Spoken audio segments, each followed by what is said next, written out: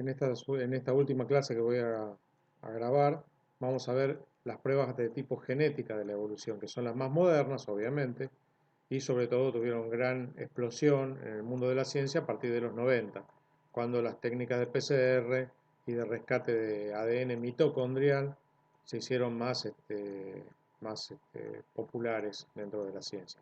Bueno, partimos, por ejemplo, por algunas consideraciones. Sabemos que todos tenemos doble información genética, ¿no es cierto? Tenemos cromosomas homólogos, donde los genes para el mismo carácter se llaman alelos. A veces hay codominancia, o sea que los dos pueden formar una característica, o a veces hay alelos recesivos o dominantes. Bien, teniendo esto básicamente, igual ya lo están viendo en genética y lo vieron otros años, bueno, pasamos entonces a considerar qué, qué cosas han revolucionado en el tema de la evolución. Muchísimo, casi todo. Por ejemplo, el estudio de mutaciones de algunos alelos. Por ejemplo, acá se estudia los cambios genéticos en, en los cromosomas, en los genes haploides, en el haplogrupo I, del cromosoma I, el cromosoma sexual humano, en este caso masculino. Bueno, y lo que vamos a ver acá es un coeficiente de variaciones. Cuanto más eh, colores tenga la tortita, el gráfico de torta, significa, por su lado, significa más migraciones, más contactos. Por lo tanto, vemos acá un grupo muy diverso en el centro de Asia. Vemos grupos con menos variación, ¿en donde? En África, por ejemplo, y en el oeste europeo. Vemos grupos también con otras características. También los colores significan antigüedad de los desplazamientos, como alguna mutación ocurrió por Asia y se desparramó, por ejemplo, por Oceanía. Y después vemos algo característico acá, lo que se llama cuello de botella, aquellas poblaciones americanas de paleoindio que llegaron hace 15.000 años al continente americano, trajeron un bagaje de mutaciones y de genes diferente en todo que al pool que muestran acá, por ejemplo, en el centro de Asia, lo cual nos habla que esta población es bastante homogénea y eh, que llegaron en una o dos oleadas migratorias. Esto se puede analizar entonces con el estudio de los alelos, de las mutaciones de los alelos. También lo mismo se pudo hacer con ¿qué? Con el perro y el lobo, con especies también incluso que se han encontrado congeladas en Siberia también, y los actuales, y se pudo establecer que a partir del lobo gris del hemisferio norte, hay por lo menos cuatro indicios genéticos, cuatro diferencias genéticas que indican que hubo cuatro domesticaciones del lobo que se transformaron en las razas caninas actuales, como lo ven acá en la India, en China, en Norteamérica y en Europa. Por lo tanto, acá tenemos el origen indudable de las razas de perro a partir del lobo, lo cual genéticamente no hay variación. Algo bastante desarrollado durante un tiempo, en los 2000, es el tema del mapa de migraciones humanas según el ADN mitocondrial, lo que es el famoso estudio de la EVA mitocondrial, a partir de las mutaciones del ADN de la mitocondria. Este se transmite por mujer. La mitocondria solamente se hereda por el óvulo, por lo tanto se habló de EVA como una analogía, como una metáfora. Todo remite a que las poblaciones más antiguas, las que conservan el ADN mitocondrial sin tantas mutaciones, son las de África. Acá dice fecha de la expansión 120.000 a 150.000 años.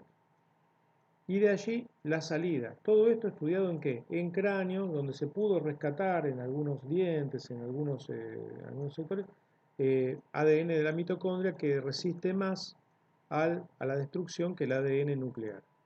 Y todo lo que vemos acá también tiene que ver, si lo estudiábamos, si vimos el mapa anterior de los haplogrupos, de las mutaciones, es bastante parecido, coincide bastante.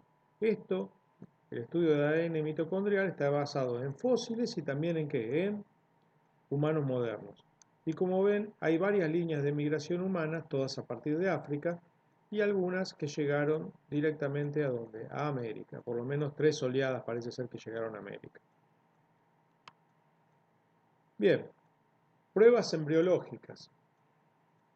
Haeckel, un, un eh, coetáneo de Darwin en aquella época, pudo estudiar los embriones de muchos vertebrados en distintas etapas. Acá está un famoso grabado de él, y desarrolló una teoría que se llama la ley de la embriología o ley de la recapitulación, eh, donde dice que la ontogenia recapitula la filogenia.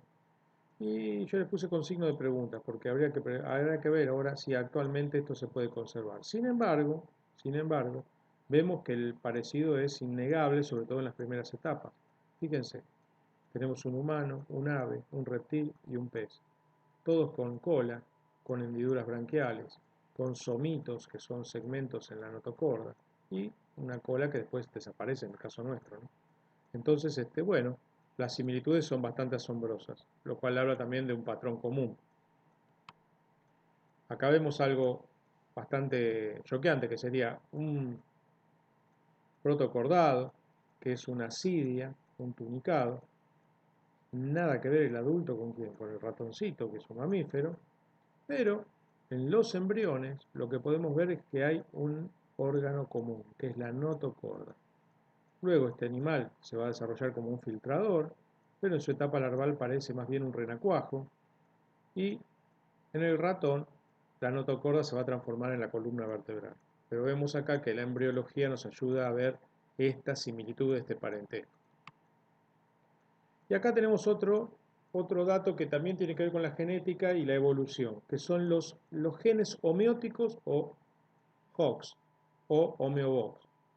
¿Qué quieren decir? Son un conjunto de genes reguladores del desarrollo embrionario. Y se cree que desde el Cámbrico para acá, los genes son constantes y no han cambiado prácticamente en todo el reino animal. Se mantienen constantes. ¿Qué quiero decir? Que es una cajita de genes que regulan el desarrollo de las mismas partes, no importa sea el animal.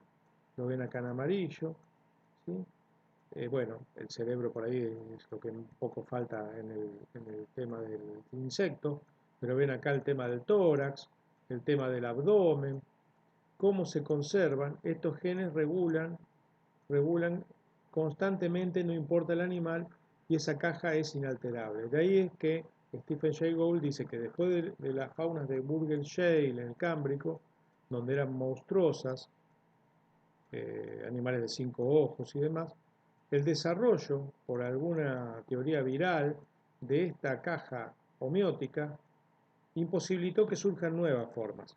Hay millones de especies de insectos, pero todas son con la misma forma de insectos, más grandes, más chicas y demás. No surgió nada nuevo desde el Cámbrico hasta ahora. Como que el ADN quedó encorsetado en cuanto a dar formas nuevas. Bueno, y por último las pruebas biogeográficas. Darwin murió y no sabía nada de esto. Esto lo desarrolló Wegener en 1910 hasta el 1930 que murió. Y se basaba sobre todo en pruebas de que los continentes se habían desplazado. Ustedes lo saben muy bien porque ya lo estudiaron. Y se basaba a su vez, se respaldaba en qué? En los bordes continentales y demás cosas geológicas, pero a su vez en qué? En los fósiles y las floras y faunas actuales. Fósiles, por ejemplo, de reptiles tipo mamíferos vivían en Sudamérica y en África. Fueron encontrados en depósitos de la misma época, así como reptiles marinos de lugares costeros en Sudáfrica y en la Patagonia. Y también podemos hablar de plantas, helechos, Glossopteris, y de otros animales como el listrosaurio, que es un animal mamífero. Bien, por lo tanto, que la biogeografía eh, nos ayuda a comprender la distribución de los animales fósiles y actuales y de las plantas, y también esos animales y esas plantas ayudaron a fortalecer la teoría de Wegener. Por ejemplo, algo que Darwin había visto pero no pudo explicar porque no concebía la deriva continental en aquella época, era la presencia solamente en los hemisferios, en el hemisferio sur, lo que sería Gondwana después para Wegener, de las ratites, la familia de aves en general de gran tamaño, corredoras pero sin capacidad de volar. Fíjense, la más conocida, el avestruz africano. Después tenemos las perdices o tinamús, muchas especies en América del Sur. Las reas, que son los ñandú, tenemos dos, el choique patagónico y el ñandú común. Después tenemos en Australia el emú, que es como un ñandú pero de allí. El moa, que está extinguido en Nueva Zelanda, un ave gigante. Y el kiwi, el famoso kiwi. El casuario también en Nueva Guinea y un ave extinta, la más grande de todas, que es el Epiornis maximus de Nueva Zelanda, de Madagascar, que tenía hasta 4 metros de altura. Todas estas comparten prácticamente el mismo ADN, no el mismo ADN, sino que comparten ancestros comunes ligados por el ADN, así que podemos afirmar de que hay un ancestro común que vivía en Gondwana. Lo mismo pasa con las plantas.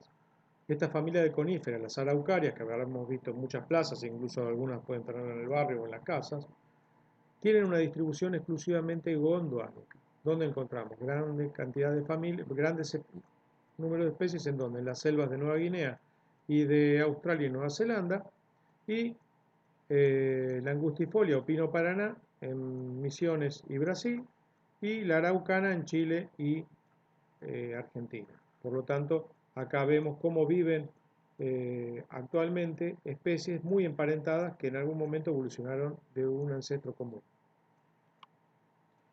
Lo mismo pasa con la región del hemisferio norte, lo que sería la Eurasia. Acá vemos una distribución de los pinos que es exclusivamente laurásica, o sea, del hemisferio norte.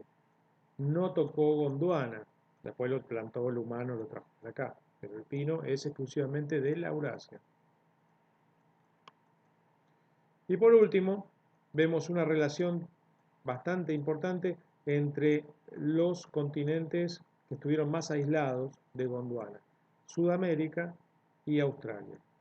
En Sudamérica se produce la diversificación, la evolución en grande en muchas familias de los marsupiales y luego, a partir de estas poblaciones, se produce una migración. Aquí en el medio, ¿quién estaría? Antártida, sin congelar, y las especies llegaron a Australia donde se volvieron a diversificar y a cubrir un montón de nichos ecológicos. Pero evidentemente es otra prueba más de que la biogeografía nos explica muy bien el tema de la evolución.